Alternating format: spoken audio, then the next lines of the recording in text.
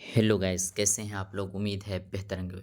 BPSC TRE 1 के वो candidate, वो शिक्षक जो बीपीएससी टीआरई 2 में जिनका सिलेक्शन हुआ है, उनको लेकर बहुत बड़ी अपडेट आ रही है। बहुत बड़ा फैसला लिया गया है इसके। जी देखें, अभी आज का लेटर जारी किया गया है। लेटर में क्या कुछ कहा गया है, 8 तारीख 8/2/2024 आज के डेट में जारी किया गया है। किसकी तरफ से?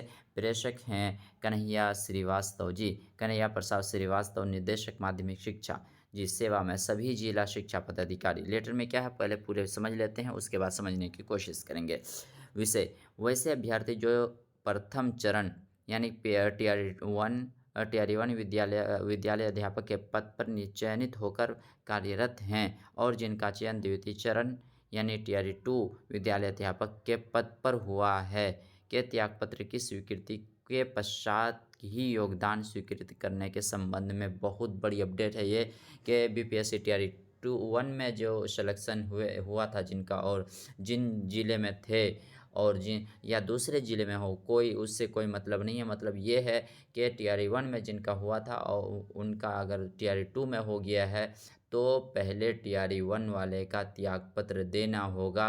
उसकी स्वीकृति होने के बाद जो है आपका टीआरई 2 का जो है योगदान स्वीकृत किया जाएगा। बहुत बड़ी अपडेट है। लेटर में देखते हैं क्या कहा गया है।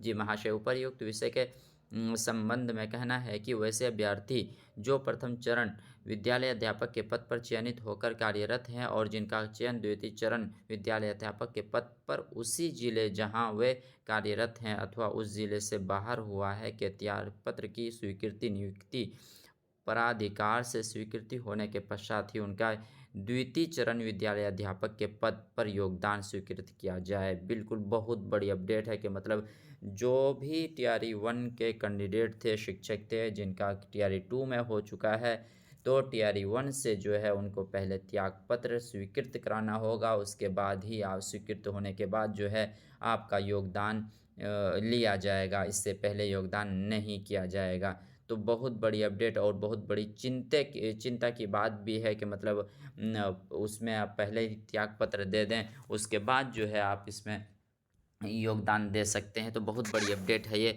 तो ये अपडेट अभी कुछ देर पहले निकल कर आ रही है। देखें, आज का डेट है। तो इसी तरह पल पल की अपडेट को पाने के लिए, चाहे बीपीएससी टीआरई 1 हो, बीपीएससी टीआरई 2 हो और अभी 3 का जो है, हर एक अपडेट पाने के लिए एमए हैक चैनल को सब्सक्राइब करें और अपने दोस्तों में ज़रूर शेयर करें। तो मिलते हैं नेक्स्ट वीडियो में, तब तक के लिए थैंक यू।